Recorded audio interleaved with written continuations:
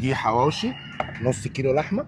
دي فيها نص كيلو لحمه نص حواوشي. كيلو لحمه ماشي. وده المعلم رزق. يا نهار ريحه. نص كيلو لحوم بسطرمه وهوت دوج ولحمه يا نهار تتبيله عم ريحة. سمير الخاصه. تسلم ايدك. صحتين وهنا. تعالى يا احمد. يلا تعالى ودي. يا أحمد. يا نهار حواوشي، يا نهار فتي، يا نهار ريحه، يا نهار ريحه. طب ايه، انا عايز اروح لجوه دي.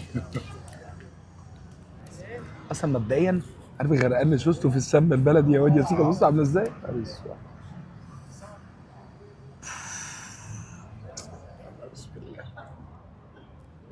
ايه رايك في الحواوشي؟